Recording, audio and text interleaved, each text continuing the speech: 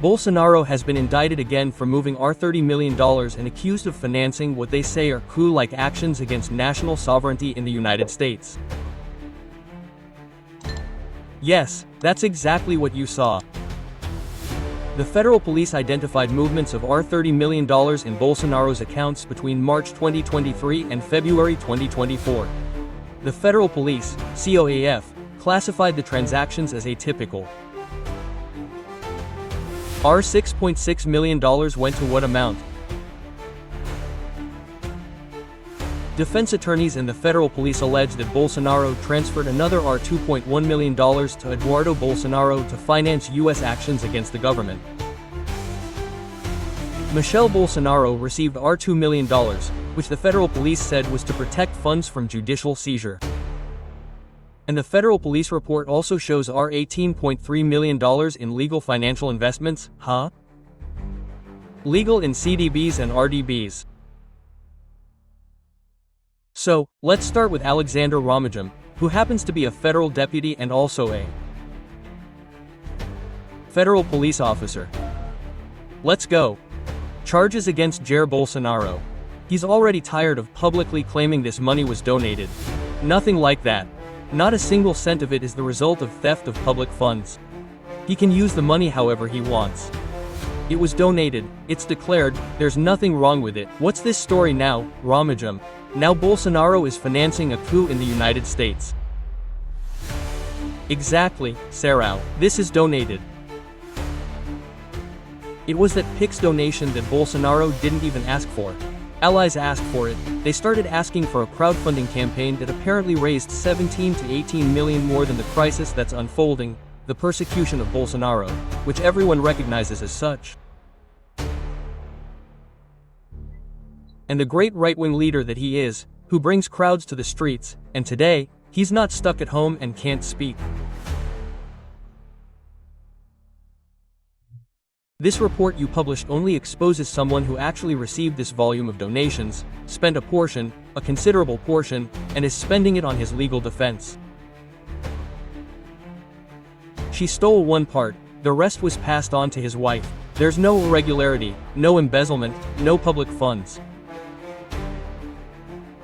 On the contrary, all this persecution and this fabrication of a coup, which everyone knows and the United States knows too, is very clear in Trump's letter.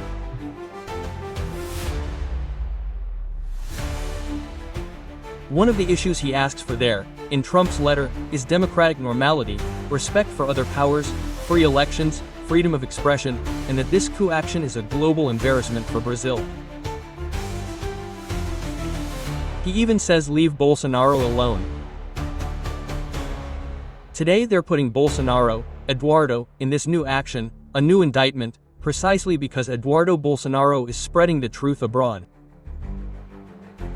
I remember when Lula was imprisoned, several politicians, even the lawyer who is now a Supreme Court Justice, Zani, went to various international courts, to international parliaments, no problem with that.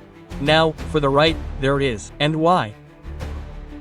Because they're already seeing this retaliation they didn't anticipate, a massive influx of economic visas that's generating all this buzz, this turmoil in Brazil. Why? Eduardo went there to demonstrate all the arbitrary actions. They understand. They see that Brazil is currently living under a dictatorship of the toga, and they're taking all these measures. This is a desperate retaliation by Alexander de Moraes to incriminate Bolsonaro once again. But we're at a turning point, Sarau. Everything will change. Definitely. Fabiana Barroso, the federal police report attributes to Bolsonaro and Eduardo crimes of coercion during the trial and violent abolition of the democratic state. The federal police document also uses terms like, in theory, and conduct that fit together to justify the indictment for crimes with sentences of up to 12 years in prison. The federal police alleges that father and son attempted to interfere in Supreme Court criminal case 2668, in which Bolsonaro is a defendant. The federal police also claims that the conduct exceeded the context and sought to undermine democratic institutions like the Supreme Court and Congress. The most serious charge carries a prison sentence of 4 to 8 years for alleged attempts to abolish the democratic state. That law that President Bolsonaro, during his administration, ended up signing. They lacked the legal counsel to say, veto this crap, right? And now it's all being used against the Bolsonaro supporters. It's tough, Fabiana.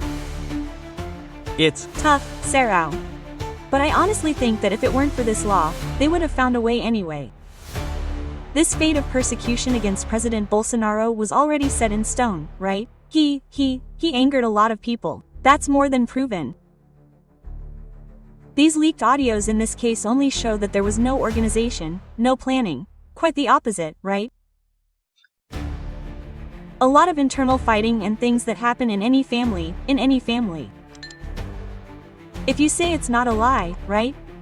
Everyone knows, especially since we need to empathize and put ourselves in other people's shoes. It's a difficult time, with a lot of attention and the threat of arrest. And one detail that no one talks about, I will always draw attention to this detail. President Bolsonaro, in a conversation with a friend where there was no spotlight, said, "I can't stand recording a video because I have a very serious hiccup." In other words, he's not in good health. Meanwhile, in today's media, everyone is saying with a certain sadism that the federal police cell is already prepared for President Bolsonaro. For what, folks? Because this federal police report is laughable. In fact, we have there a clear abuse of authority, right, by the authorities, all of them, everyone who participated in this report. They leaked the investigation. Ramaj, who knows very well, right, the chief of law also leaks an investigation. Investigations are confidential. Why did they leak them? They give the excuse that they are crimes against the country. They really are. Is that really what it's about, or is the matter there very, very shallow, right? Then you have the issue of Silas Malafia himself, detained like that, for a period at the airport, having his cell phone, his passport, and his notebooks with Bible verses confiscated. I hope whoever reads it will be converted, because they need it. So, we have such a tragic scenario. Every day, in fact, every hour, there's news that, wow, look, the minister said that, it's already normalized this so much. I always say that ministers need to speak out in the records, but no. We have hatred, resentment, and bile. And then we watch, right, this scoundrelism that happened yesterday with this investigation, right, how is it based on what?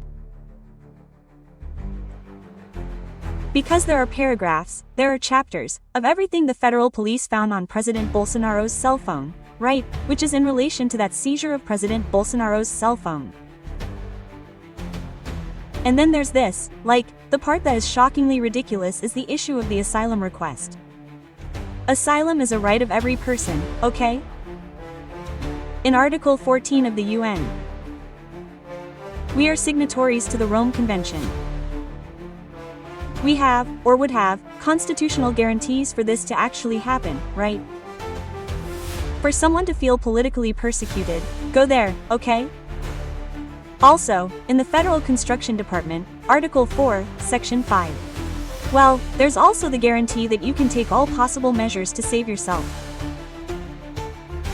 And there wasn't even that, even if you had requested, right? The request is from 2024. It's we're so absurd.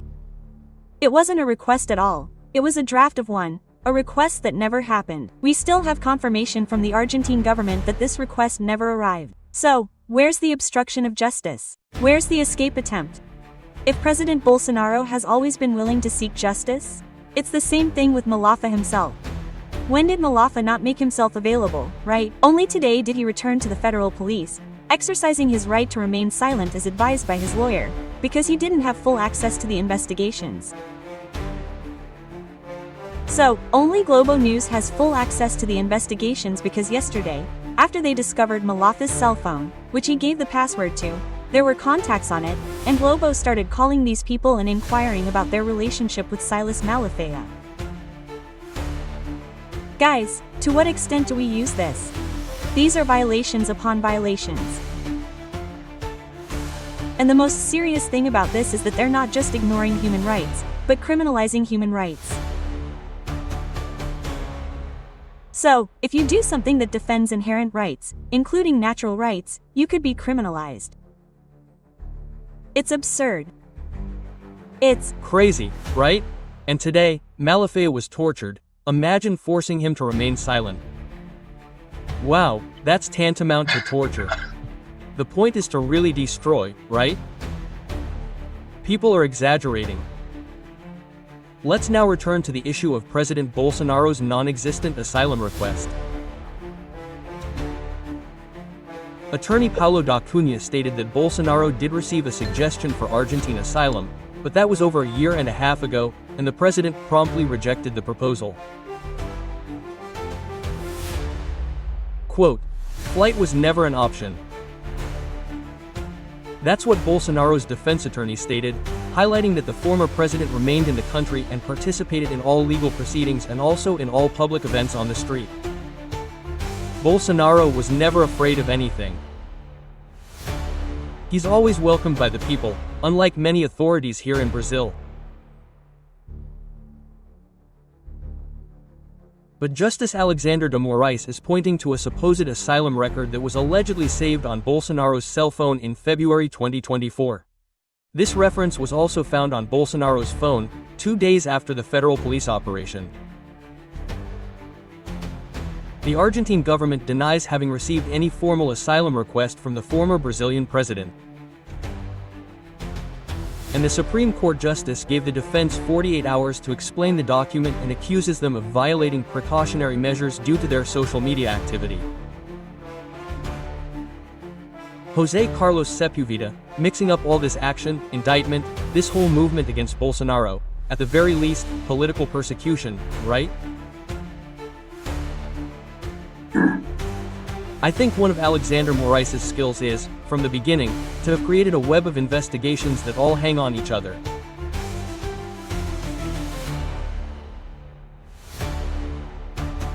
He purposely does things that are senseless, confusing, to catch the person in that web he creates and convict them, no matter what, which is what he wants and has already set up. For example, let's imagine that Bolsonaro really wanted to request asylum. This is not an escape. Political asylum is not an escape.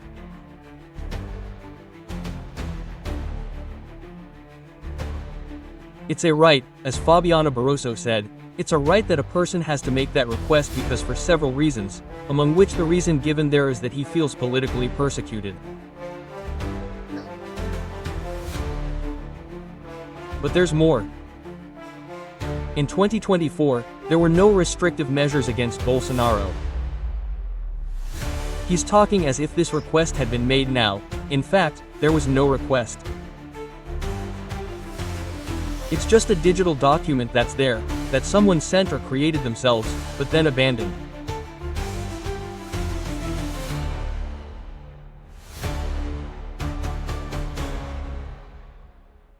I mean, we're in a state of paranoia. I repeat, we're witnessing days like the days of the Gestapo, the SS, the KGB in the Soviet Union. Exactly the same thing. A mask of law to carry out political persecution.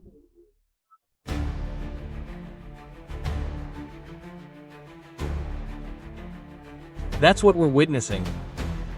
And it's one outrage upon another, and an outrage. And this is what seems tacky to me, because the measures, I read some experts who said the following. These restrictive measures are absolutely illegal, but Mr. Alexander Moraes, there is no law for him.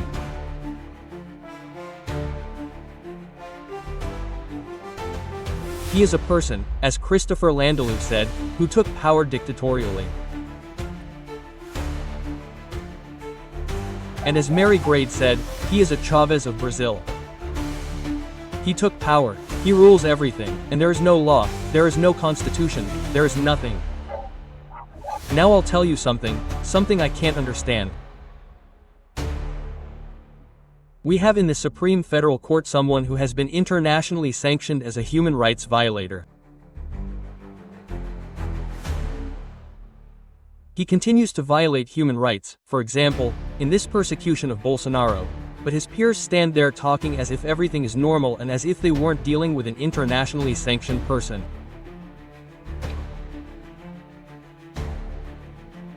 They won't say anything, they won't take a position, they will continue to live normally with a human rights violator who continues to commit his crimes. It's something I don't understand, honestly. I don't understand. You need to watch Brazil's best news channel. The program that covers everything, keeping you informed about everything happening in Brazil and around the world. Live every day on YouTube. Click here and subscribe. No.